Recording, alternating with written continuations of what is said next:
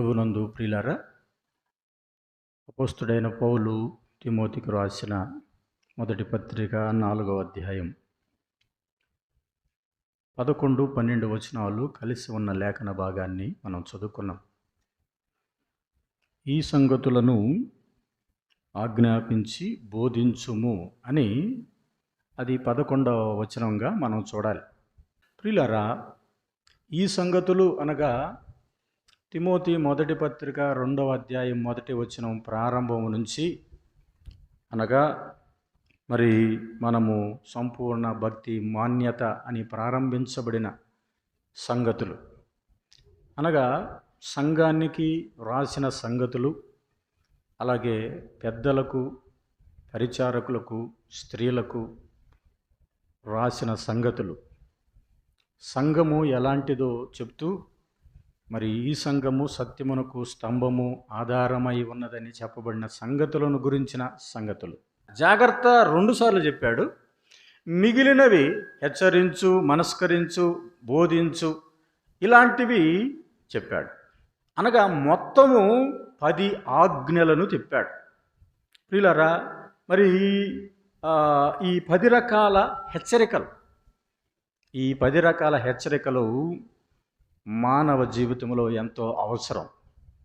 ఎందుకంటే విశ్వాస జీవితానికి అన్నిటికంటే ప్రాముఖ్యమైనది హెచ్చరిక. హెచ్చరిక మనము చేస్తూ ఉన్నప్పుడు ఆ హెచ్చరికను మనం ఏం చేయాలి?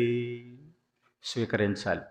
అది ఎలాంటిదైనా ఆ హెచ్చరిక చాలాసార్లు ఈ దినాల్లో హెచ్చరికను స్వీకరించటానికి ఇష్టపడట్లేదు. అది ఆత్మ సంబంధమైన స్వభావము కానే కాదు. ఎందుకనంటే ఒక వ్యక్తి, ఆత్మీయుడిగా ఉన్న వ్యక్తి ఏమంటాడు? తన్ను తాను సరిచేసుకోవటానికి ఇష్టపడతాడు కదా. ఆత్మ సంబంధమైన ఏ వ్యక్తి అయినా కూడా ఒక క్రమశిక్షణ చేస్తున్నప్పుడు, లేకపోతే ఒక హెచ్చరిక చేస్తున్నప్పుడు ఆ హెచ్చరికను సంతోషంగా స్వీకరించడానికి ఇష్టపడతాడు. ఈ హెచ్చరిక మన జీవితాలను మారుస్తుంది కదా. నాశనముకు ముందు ఏమి నడుస్తుంది అన్నాడు? గర్వము నడుస్తుంది అన్నాడు. పడిపోవుటకు ముందు అహంకారమైన మనస్సు నడుచును అన్నాడు. ఈ అహంకారమైన మనసు ఏం చేస్తుందంటే వినటానికి ఇష్టపడదు, లోబడటానికి ఇష్టపడదు. అంత మాత్రమే కాదు, ఒక హెచ్చరికను తీసుకోలేకపోవటానికి కారణం ఏమిటంటే ఆ వ్యక్తిలో ఆత్మీయమైన పరిపక్వత ఇంకా రాలేదు అని గుర్తుపెట్టుకోవాలి. కాబట్టి హెచ్చరిక మానవుని జీవితానికి అవసరమే. ప్రాముఖ్యంగా విశ్వాసికి హెచ్చరిక ఎంతో అవసరం. ప్రియులారా, హెచ్చరిక అనేది మరి ఎలా ఉండాలి అంటే, ఒక హెచ్చరిక అది ప్రేమతో కూడినదిగా ఉండాలి. ప్రియులారా, దాదాపు 30 సంవత్సరాల వయస్సు కలిగినటువంటి ఒక యవనస్తుడు తిమోతి 30 సంవత్సరాల వయసు కలిగినటువంటి ఒక యవనస్తుడుగా ఉన్నప్పుడు తిమోతిని హెచ్చరిస్తూ ఉన్నాడు. ఏమని? నీ యవ్వనమును బట్టి ఎవడును నిన్ను తృణీకరింపనీయకుము అన్నాడు. ఎందును బట్టి అంటే ఎఫెసు సంఘములో తిమోతి కంటే జ్ఞానము కలిగిన వారు ఉన్నారు, తిమోతి కంటే వయసులో పెద్దవారు ఉన్నారు. ఆ సంఘానికి పౌలు ఎఫెసు సంఘానికి ఒక సేవకుడుగా, ఒక నాయకుడుగా బాధ్యతలు అప్పగించి వెళ్ళిపోయాడు.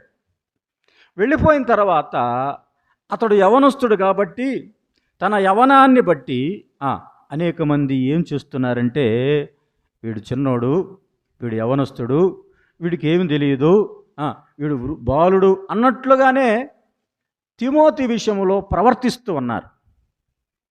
అయితే ఒక వ్యక్తిని అలాగో తృణీకరించటం దేనిని బట్టి? వయసును బట్టి. వయసులో చిన్నవాడైనంత మాత్రాన దైవ సేవకుడు కాబట్టి ఏం చేయకూడదు? ఆ వ్యక్తిని తృణీకరించకూడదు అంటున్నాడు. దైవ సేవకు వయసుతో నిమిత్తము లేదు. అందును బట్టే చెప్తున్నాడు, ఎవడును నిన్ను తృణీకరింపనీయకము అన్నాడు. అనగా ఒక వ్యక్తి తృణీకారము నొందటానికి కారణం ఏమవుతుంది అని జ్ఞాపకం చేస్తున్నాడు. అతని యొక్క వయస్సు తృణీకరింపబడుతూ ఉన్నాడు ప్రియులారా. అలాగైతే మరి నిన్ను తృణీకరించకుండా ఉండాలంటే ఏం చేయాలంటే నువ్వు మాదిరిగా ఉండాలి అన్నాడు. చివరిలో విశ్వాసులకు మాదిరి అన్నాడు. వాళ్ళు ఎలా ఉన్నారో వాళ్ళకు లాగా నువ్వు ఉండు అనలేదు కదా. ఎలా ఉండమన్నాడు? నీ ప్రవర్తనను చూసి, నీ మాటను చూసి, నీ పరిశుద్ధతను చూసి, నీ మాదిరిని చూసి అప్పుడు ఏమవుతారు? వాళ్ళు నిన్ను తృణీకరించలేరు. కాబట్టి నీ యవనాన్ని బట్టి ఎవడు నిన్ను తృణీకరించకుండా ఉండాలంటే నువ్వు చేయాల్సింది ఇదే. నీ వయసును బట్టి సాధారణంగా ఏం చేస్తారు? తృణీకరిస్తారు.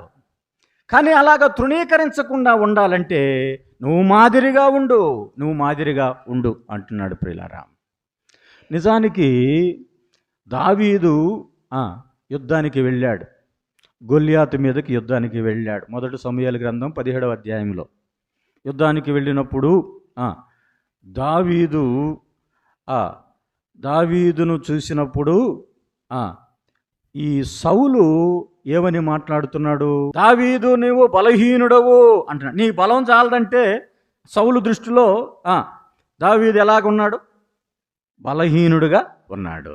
బలము చాలదు అని పక్కన మళ్ళీ ఏమన్నాడు? ఇంకా నీవు బాలుడవు అన్నాడు. ప్రియులారా, ఆ వ్యక్తిని చూస్తున్నప్పుడు అతడు బాలుడుగా ఉన్నాడు, అతడు బలహీనుడుగా కనపడుతున్నాడు. వాడైతే బాల్యము నుంచే యుద్ధాభ్యాసం కలిగి ఉన్నాడు అని చెప్తే, అయ్యా నేను కూడా సింహాన్ని నేను చంపాను, నేను ఎలుగుబంటిని చంపాను, సింహపు నోట నుంచి గొర్రె పిల్లను నేను కాపాడాను అని చెప్తున్నాడు. ప్రియులారా, దావీదు యొక్క బలము అతని ధైర్యములో ఉన్నది. దావీదు యొక్క బలము అతని విశ్వాసములో ఉన్నది. ఈ ఫిలిష్తీయుడు ఎంతటి వాడు అనేటువంటి విశ్వాసాన్ని చూపుతున్నాడు. కాబట్టి ఏమైంది? అతని బలము తేటగా కనబడుతుంది. కాబట్టి నిన్ను తృణీకరించకుండా ఉండాలంటే నీవు కూడా ఎలా ఉండాలి? విశ్వాసులకు మాదిరిగా ఉండాలి అంటున్నాడు ప్రియులారా. కొరింథీ సంఘానికి చెప్తున్నాడు, అక్కడ ఎఫెసు సంఘానికి చెప్తున్నాడు, ఇదిగో నీ యవనాన్ని బట్టి ఎవడు నిన్ను తృణీకరించకుండా ఉండునట్లుగా నువ్వు చూసుకో అని తిమోతిని హెచ్చరిస్తున్నాడు. అదే రీతిగా కొరింథీ సంఘాన్ని ఏమని హెచ్చరిస్తున్నాడు? అతన్ని ఎవరు తృణీకరించవద్దు. ఎందుకని? అతడు మీ వద్దకు, అక్కడ అంటున్నాడు కదా, మీ వద్దకు నిర్భయుడై వచ్చినట్లుగా. మీ వద్దకు వస్తే ప్రభు పని చేస్తుంటే ఎలాంటి భయము ఉండకూడదు. భయము లేకుండా ప్రభు పని చేయాలి. నిర్భయుడై ఉండునట్లు మీరు చూసుకోండి అంటున్నాడు. ఎందుకు? అతడు నా వలే ఏం చేస్తున్నాడు? ప్రభు పని చేస్తున్నాడు. ప్రభు పని చేస్తున్నటువంటి తిమోతిని మీ సంఘానికి వచ్చినప్పుడు అతన్ని మీరెవ్వరూ తృణీకరించవద్దు. అతడు బాలుడుగా కనపడుతున్నాడా, లేకపోతే యవనుడుగా కనపడుతున్నాడా, లేకపోతే జ్ఞానము లేనివాడుగా కనపడుతున్నాడా, అతడు బలహీనుడుగా కనపడుతున్నాడా, అతడు అనారోగ్యంతో ఉన్నట్లుగా మీకు కనపడుతున్నాడా? అనేక రకాల బలహీనతలు, శరీర సంబంధమైన బలహీనతలు, కడుపు జబ్బు ఉన్నది. అలాంటి బలహీనతను బట్టి అతను తృణీకరించవద్దు. అతడు సన్నగా ఉన్నాడు, బలహీనంగా ఉన్నాడు, శరీర సౌష్ఠం లేనివాడుగా ఉన్నాడు, ఇలాంటి తిమోతి చూసినప్పుడు ఇతడు బలహీనుడు అని మీరు అతన్ని తృణీకరించవద్దు. కారణం అతడు నావలే ప్రభు పని చేయుచున్నాడు. ప్రియులారా, అతడు నిర్భయుడై ఉండునట్లుగా మీరు అతన్ని చూసుకోండి. మీ వద్దకు వచ్చినప్పుడు ఎలాంటి భయము పడకూడదు. సంఘములో దైవ సేవ చేసేవారు సంఘములో ఎలా ఉండాలంటండి? నిర్భయులై ఉండునట్లుగా చూసుకోవాలి. ఎవరు? సంఘము చూడాలి అని చెప్తున్నాడు. అలాగే అక్కడే యవనేచ్ఛల నుండి అన్నాడు కదా పక్కన. యవనేచ్ఛల నుండి నీవు పారిపొమ్ము అన్నాడు కదా. యవనేచ్ఛల నుండి 2వ తిమోతి పత్రిక 2వ అధ్యాయంలో మాట ఉంది కదా, నీవు యవనేచ్ఛల నుండి నీవు పారిపో అన్నాడు. నిజంగా ఒక వ్యక్తిని, ఒక యవనస్తుని తృణీకరించటానికి మరొక కారణం ఏమై ఉంటుంది చెప్పండి. అతడు యవనస్తుడు కాబట్టి అతనికి యవ్వన సంబంధమైన ఇచ్ఛలు ఉంటాయి. కాబట్టి ఆ యవనేచ్ఛల నుండి నువ్వు పారిపో అనగా పవిత్రత కాపాడుకో, పాపానికి దూరంగా ఉండు అన్నాడు ప్రియులారా. అయితే మాదిరిగా ఉండవలసిన లక్షణాలు 5 చెప్తున్నాడు. ఏమేంటి? నువ్వు మాదిరిగా ఉంటే నిన్ను అందరూ గౌరవిస్తారు అని 5 రకాల మాటలు జ్ఞాపకం చేస్తున్నాడు. మొదటి, మాటలో మాదిరి అన్నాడు. మొదటిగా దేంట్లో మాదిరి ఉండాలి? మాటలో మాదిరి. రెండవది ప్రవర్తనలో మాదిరి. మూడవది ప్రేమలో మాదిరి ఉండాలి. నాలుగవది విశ్వాసములో మాదిరి. ఐదవది పవిత్రతలో మాదిరి. ఈ 5 రకాలుగా నీవు మాదిరి చూపించినప్పుడు, నువ్వు మాదిరిగా ఉన్నప్పుడు ఎవరు కూడా నిన్ను ఏం చేయరు? నిన్ను తృణీకరించరు. యవన కాలములో వీటన్నిటిని ఈ 5 లక్షణాలు నీవు కలిగి ఉన్నట్లయితే ఎవరు నిన్ను తృణీకరించరు అంటున్నాడు. అయితే ప్రియులారా, విశ్వాస జీవితములో మనల్ని తృణీకరించకుండా ఉండాలంటే మొదటగా మనము దేంట్లో మాదిరిగా ఉండాలి? మాటలో మాదిరిగా ఉండాలి అన్నాడు. మాట ఎలా వస్తుంది?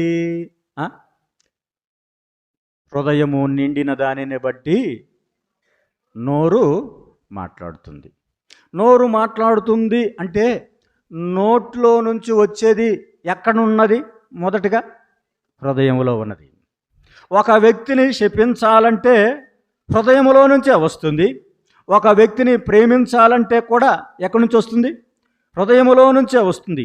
నీ హృదయములో నుండి జీవధారలు ప్రవహించున్నట్లుగా నీ హృదయమును భద్రముగా కాపాడుకొనుము అన్నట్లుగా ఆ హృదయములో నుంచి జీవధార రావాలి. ఆ హృదయములో అనగా ఒకడు మంచి ధననిధిలో నుంచి మంచి విషయాలు చెప్తున్నాడు, మరొకడు చెడ్డ ధననిధిలో నుంచి చెడ్డ విషయాలు చెప్తున్నాడు. మెట్టుకు ఆ మాట హృదయములో నుంచే వస్తుంది. అయితే ప్రియులారా, విమర్శ దినమున మనము మాట్లాడే ప్రతి మాటకు లెక్క ఉన్నది. కాబట్టి మన నోట నుంచి వచ్చు ప్రతి మాట అవునంటే అవును, కాదంటే కాదన్నట్లుగా ఉండాలి. అది హృదయములో నుంచి వస్తుంది. కాబట్టి ప్రియులారా, అది ప్రేమపూర్వకమైన మాటగా ఉండాలి, హృదయపూర్వకమైన మాటగా ఉండాలి. అది హృదయములో నుంచి ప్రేమ కలిగి వచ్చే మాట. అది స్వభావ సిద్ధంగా అది ఆ మాట ఎలా ఉంటుంది? ఆ మాట విన్నప్పుడు అది చాలా స్పష్టంగా, లేకపోతే ఆ మాట మనకు వినటానికి హృదయానందకరంగా ఉంటుంది. కఠోరమైన మాట కాదు, కఠినమైన మాట కాదు. ఏమన్నాడు? మృదువైన మాట. మృదువైన మాట రావాలి అంటే మొదట ఏది బాగుండాలి? నోరు కాదు. ఏది బాగుండాలి అన్నాడు? హృదయం బాగుండాలి అన్నాడు. ప్రియులారా, హృదయము అది కపటముతో నిండింది. హృదయము అది కఠినత్వంతో నిండింది. అది కోపముతో నిండింది. అది క్రోధముతో నిండింది. అది పాపముతో నిండింది. హృదయము అలాంటి దానితో నిండినప్పుడు మన నోట నుంచి ఒక వ్యక్తి మీద అసూయ మనకుంది, మనకు ఎలాంటి మాట వస్తుంది చెప్పండి? ప్రేమ కలిగిన మాట వస్తుందా? ప్రేమ కలిగిన మాట అది హృదయములో నుంచి వచ్చినప్పుడు, ప్రియులారా, ఒక వ్యక్తిని ఆ మాట నష్టం కలిగించాలన్నా, బాగు చేయాలన్నా మాట ద్వారానే బాగుపడతాడు. హృదయములో నుండి అన్నాడు మార్కు సువార్త 7:21లో, అనగా మనిషిని హృదయములో నుండి అన్నాడు. లోపల నుంచి వచ్చే ప్రతీది కూడా ఏం చేస్తుందంట? మనిషిని అపవిత్రపరుస్తుంది. అపవిత్రమైనది హృదయములో నుంచే వస్తుంది. కాబట్టి నీ హృదయంలో నుంచి పవిత్రమైనది కూడా రావాలని ప్రభు కోరుకుంటున్నాడు. మనము స్వచ్ఛమైన ప్రేమతో మనము ప్రేమించే వారముగా ఉన్నప్పుడు, మన మాట ప్రేమతో కూడినదైనప్పుడు విమర్శ దినమున మనము లెక్క అప్పజెప్పవలసిన అవసరము లేదు. ఎందుకని మన మాట అది ఇతరులను కష్టపెట్టేదిగా ఉన్నప్పుడు ఆ మాట ద్వారా దేవునికి లెక్క అప్పజెప్పాలి అన్నాడు ప్రియులారా. ఎక్కువగా అనేక మంది దేని విషయంలో తప్పిపోతారు? మాట విషయంలోనే కదా. యాకోబు పత్రికలో ఏమన్నాడు? మనమందరము అనేకమైన విషయములో తప్పిపోవచ్చున్నాము అన్నాడు. మనమందరము అనేకమైన విషయాల్లో తప్పిపోవచ్చున్నాము అని వెంటనే ఏమన్నాడు? 3వ అధ్యాయం 2వ వచనంలో మనమందరం అనేకమైన విషయాల్లో తప్పిపోవచ్చున్నాము అంటూ మాట యందు తప్పనివాడైతే అన్నాడు. అనగా పైన చెప్పిన సందర్భం దేని గురించి చెప్పండి? ఇప్పుడు మాట విషయంలో తప్పిపోతున్నాము. మన మాట జ్ఞాపకం చేస్తున్నాడు. మాట యందు తప్పని ఎడల అన్నాడు. అయితే మన నోరు చాలా జాగ్రత్తగా ఉండాలి. ఆ కింద వచనాలు చదువుతుంటే మన మాట ఒకవేళ తన నోరును అదుపులో పెట్టుకున్నవాడు ఏమవుతాడంట? తన్ను కాపాడుకుంటాడు అన్నాడు. అనగా అదుపులో పెట్టుకోవటం అంటే ఆ నోటికి కళ్ళెం పెట్టుకో అన్నాడు కింద. నోటికి కళ్ళెం పెట్టుకుంటే అమ్మో ఈ మాట రాకూడదు, భయం, ఈ మాట అంటే కష్టపడతారు, ఈ మాట అంటే నిష్ఠూరపడతారు, ఈ మాట అంటే బాధపడతారు అన్న హృదయంలో నుంచి ఆ తలంపు పుట్టినప్పుడు మనం ఏం చేయాలి? నోటికి కళ్ళెం పెట్టుకోవాలి అన్నాడు. లేదంటే చాలా ప్రమాదం. నాలుక అగ్నియే, అది చిన్నదే కానీ అడివంతటిని తగలబెడుతుంది.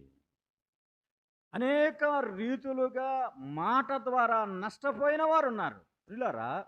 అందుకనే దాన్ని మనం కంట్రోల్లో పెట్టాలి. ఓడను కంట్రోల్లో పెట్టాలంటే ఏమున్నది అన్నాడు కింద? చొక్కానే ఉన్నది. అది ఏం చేస్తుంది? ఇలా పోవాల్సిన దాన్ని ఇలా పోకుండా ఇలా తిప్పుతుంది, అనగా దిశను మారుస్తుంది. దిశను మార్చేది చొక్కాని అయితే మన నోటికి కూడా మన నోరు ఎలా ఉండాలంటే ఒక చొక్కాని మాదిరిగా మనం మార్చుకోవాలి. నాలుకను చొక్కానిలాగా మనం మార్చుకోవాలి అన్నాడు. అలాగూ మార్చినప్పుడు, దిశ మార్చినప్పుడు అది స్పష్టంగా చక్కగా ఎలాగ వెళుతుందో, నువ్వు అనే మాట ఈ మాట అనకుండా మన మాట మంచి మాటగా బయటికి రావాలి అంటే మనము చొక్కానిలాగా దిశను మార్చుకునే వారంగా ఉండాలి. మనము కళ్ళెము పెట్టుకునే వారంగా ఉండాలి. మనము చొక్కాని మాదిరిగా మనము దిశను మార్చుకునే వారంగా ఉండాలి. అందుకనే మాటలో మాదిరి అనే మాట మనం చూస్తున్నాం. రెండవది ఏమన్నాడు చూడండి? ప్రవర్తనలో మాదిరి అన్నాడు. ప్రియులారా, ప్రవర్తన అనగా మాటల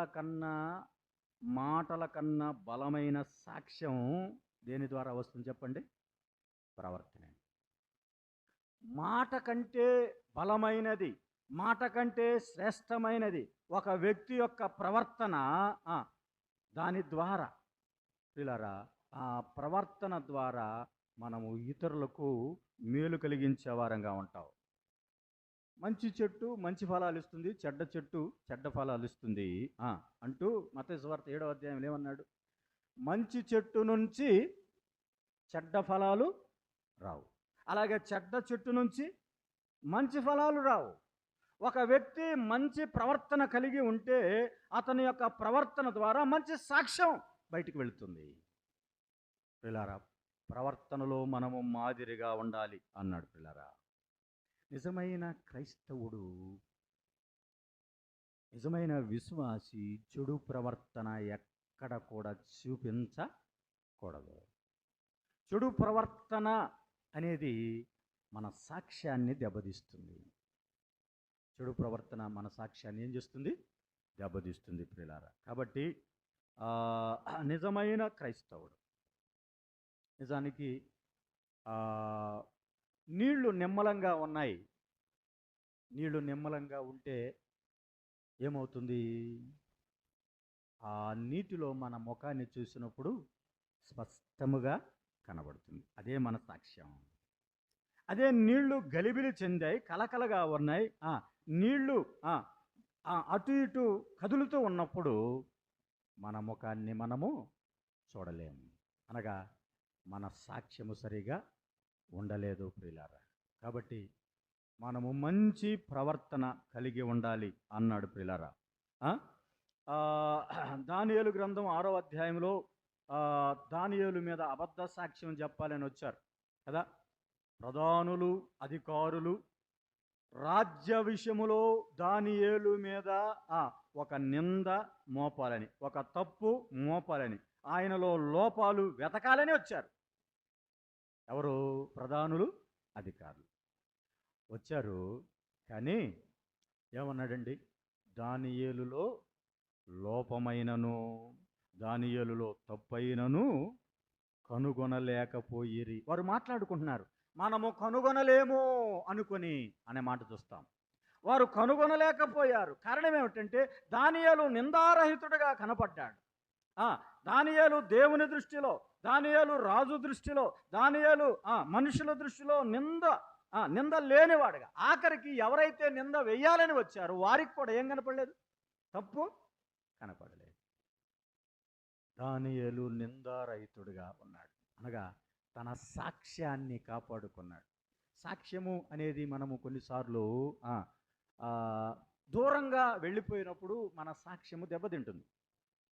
కొంతమంది విదేశాలకు వెళ్తారు, అక్కడికి వెళ్ళి తప్పిపోయిన వారు ఉన్నారు, చెడిపోయిన వారు ఉన్నారు.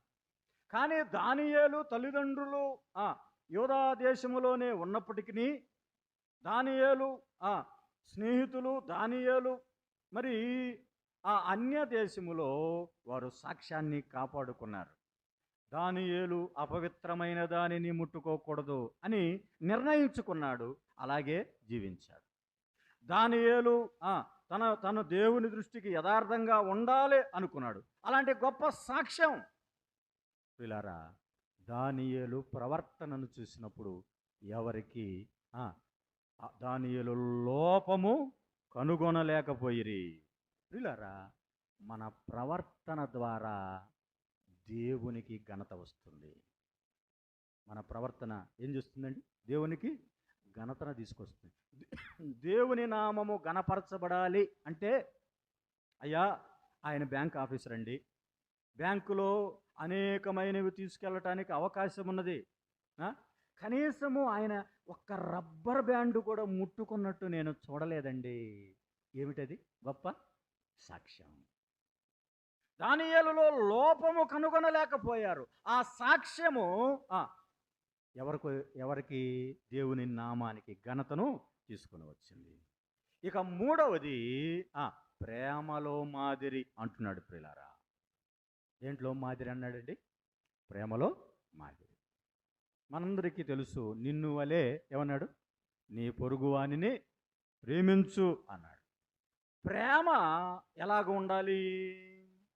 ప్రేమ నిస్వార్థముతో కూడినదై ఉండాలి.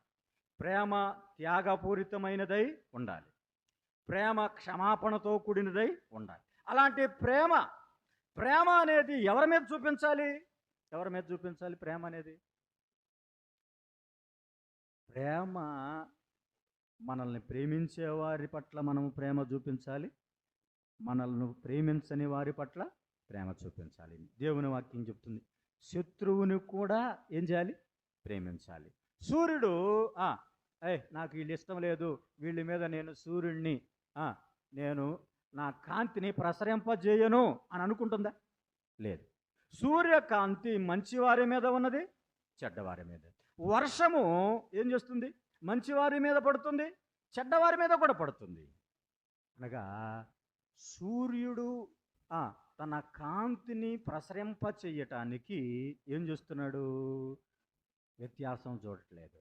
అలాగే ప్రేమ ఏం చేయాలి? ఇప్పుడు ప్రేమ కలిగిన వ్యక్తి అతడు శత్రువు అనే ఆలోచన ఉండకూడదు, అలాగే మిత్రుడనే ఆలోచన కూడా ఉండకూడదు. శత్రువునైనా మిత్రువునైనా ఒకే రకంగా చూడగలిగేటట్లుగా ఉండాలి.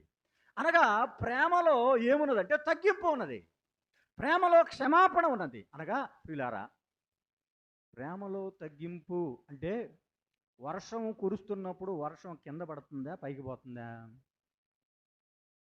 వర్షం ఎప్పటికీ కిందకే వస్తుంది. సూర్యుని కాంతి కిందకు వస్తుందా, పైకి పోతుందా? సూర్యుని కాంతి కిందకే వస్తుంది. అలాగే ప్రేమ కలిగిన వ్యక్తి తగ్గింపును కలిగి ఉన్నప్పుడు ఏం చేస్తాడు? సాధారణంగా అతడు ప్రేమించగలుగుతాడు, అతడు శత్రువుని ప్రేమించగలుగుతాడు అంటున్నాడు. ఈ ప్రేమకు శత్రువని మిత్రునే భేదం ఉండదు. కాబట్టి ప్రేమ తగ్గించుకుంటుంది. అందుకనే యేసుక్రీస్తు ప్రభువారు తన శిష్యులను ప్రేమించను, అంతము వరకు ప్రేమించను అంటూ ఆయన మాటతో వదిలిపెట్టలేదు కదా.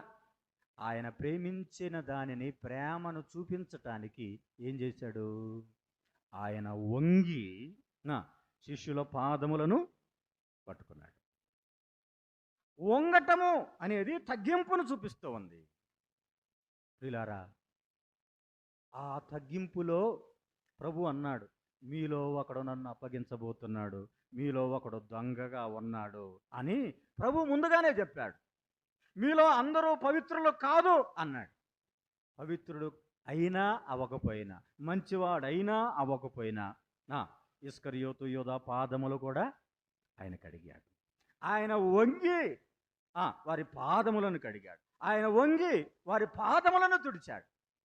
కాబట్టి వర్షము ఏ రీతిగా కిందకు దిగి వచ్చిందో, సూర్యుని కాంతి ఏ రీతిగా దిగి వచ్చిందో, ప్రభు ఏ రీతిగా వంగిపోయాడో, ప్రేమలో కూడా అలాంటి తగ్గింపు, అలాంటి క్షమాపణ ఉన్నది అంటున్నాడు. కాబట్టి ప్రేమించటము అనేది, మనల్ని ప్రేమించే వారిని మనం ప్రేమిస్తే ప్రయోజనము లేదు. మనల్ని ప్రేమించకపోయినా వారిని మనము ప్రేమించటంలోనే ప్రేమ అంటున్నాడు. అది క్షమాపణతో కూడింది, అది త్యాగపూరితమైనది, అది నిస్వార్థమైనది.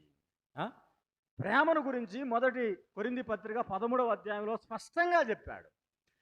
వీటన్నిటిలో విశ్వాసము, నిరీక్షణ, ప్రేమ, ఈ మూడిటిలో శ్రేష్టమైనది ఏమన్నాడు? ప్రేమే అన్నాడు. కాబట్టి శ్రేష్టమైన దానిని మనం కలిగి ఉండాలి. శ్రేష్టమైనది విశ్వాసం కలిగి ఉన్నావు, మంచిదే. విశ్వాసము, నిరీక్షణ కలిగి ఉన్నావు, మంచిదే. అన్నిటికంటే శ్రేష్టమైన దాన్ని నువ్వు కలిగి ఉండాలి అంటున్నాడు. అది ప్రేమయే అంటున్నాడు ప్రియులారా. కాబట్టి ఇతరులు మేలు కోరుతుంది ప్రేమ, ఇతరులు పాపాలను కూడా కప్పివేస్తుంది ప్రేమ. అది మాదిరికరమైన ప్రేమ, అది క్రీస్తు ప్రేమ. అందుకే ఎఫెసీ పత్రిక 5వ అధ్యాయము, క్రీస్తు మిమ్మును ప్రేమించి మీరు పరిమళగా, వాసనగా ఉండునట్లుగా మీరును ఏమనండి, ఒకరినొకరు ప్రేమించుకోండి అన్నాడు. క్రీస్తు మొదట ప్రేమించాడు, మీరు అలాంటి ప్రేమను చూపించండి. నీవు నీ సహోదరుని ప్రేమించకుండా నీవు నీ సహోదరుని ద్వేషించినట్లయితే ఏమి లేదన్నాడు, తండ్రి ప్రేమ వానిలో లేదు అన్నాడు. కాబట్టి ప్రేమలో చూపించాల్సింది ఏమిటంటే మాదిరి అన్నాడు ప్రియులారా. అలాగే 4వది ఏమిటన్నాడు? విశ్వాసములో మాదిరి. విశ్వాసములో మాదిరి అనగానే విశ్వాసులకు తండ్రి అని ఎవరిని పిలుస్తున్నాము? అబ్రహామును పిలుస్తున్నాము. అబ్రహాము విశ్వాసము ఎలాంటిది చెప్పండి? విశ్వాసములో మాదిరిని చూపించాడు కదా. మోరియా పర్వతం దగ్గరికి వెళ్ళారు, అక్కడ గాడిదను అక్కడ ఉంచారు, దాసుల్ని అక్కడ ఉంచారు, వారిని ఉండవలసిన స్థలములో వారిని ఉంచారు. వెళుతున్నారు, ఇదిగో మరి కట్టెలు ఉన్నాయి, నిప్పు ఉంది, అన్నీ ఉన్నాయి, మరి గొర్రెపిల్ల ఏది అని అంటుంటే, గొర్రెపిల్లను దేవుడే చూసుకుంటాడని చెప్పినప్పుడు అతనిని ఇస్సాకును బంధించినప్పుడు అబ్రహాముకి ఏమున్నది? విశ్వాసం ఉన్నది. అబ్రహామును మీద కత్తి ఎత్తినప్పుడు అబ్రహాముకి ఏమున్నది? విశ్వాసం ఉన్నది. ఏమని? ఒకవేళ నా కుమారుని నేను బలి అర్పించినట్లయితే దేవుడు మరలా నాకు నా కుమారుని ఇస్తాడు అనే విశ్వాసం. నోవాహు జలప్రళయం వచ్చింది, జలప్రళయం వచ్చినప్పుడు 6వ అధ్యాయం ఆఖరి వచనంలో చెప్పాడు కదా, నోవాహు అట్లు చేసెను అన్నాడు. నోవాహు దేవుడు చెప్పినదంతయో చేశాను అన్నాడు. ఏం చేశాడు?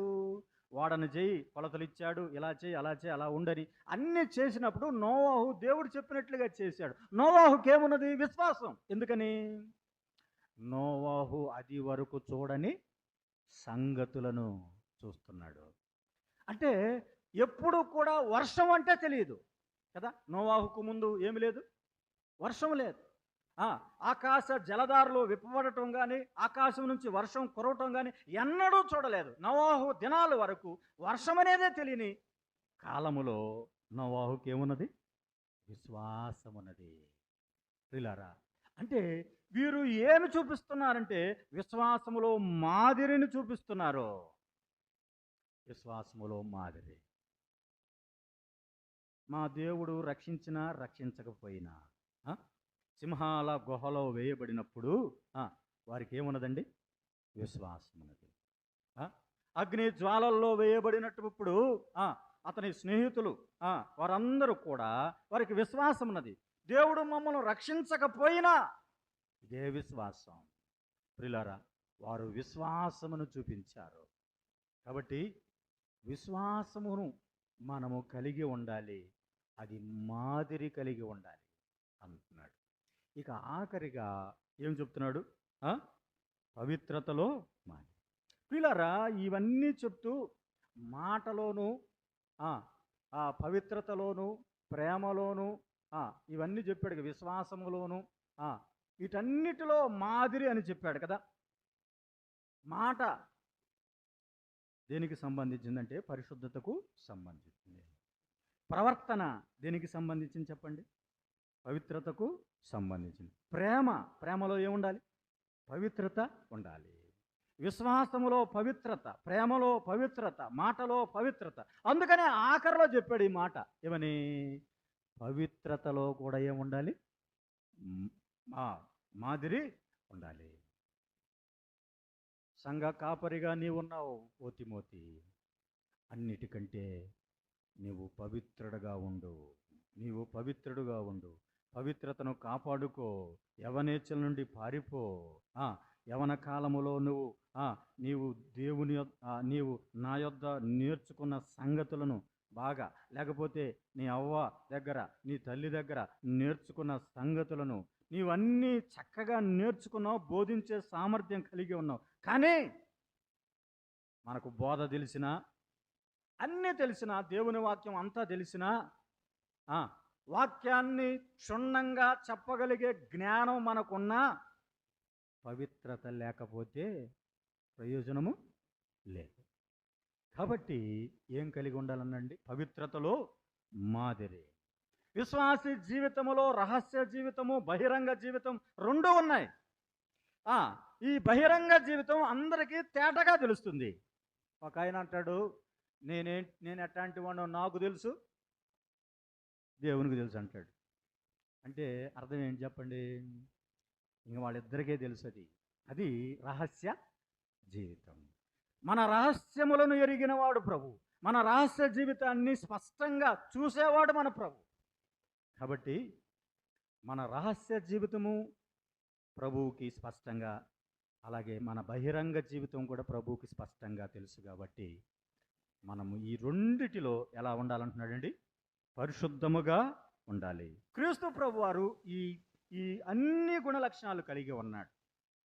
పిల్లారా, ఆయన జీవించిన దినాల్లో ఎన్నడూ మాట తప్పినవాడు కాదు, మాట జారినవాడు కాదు.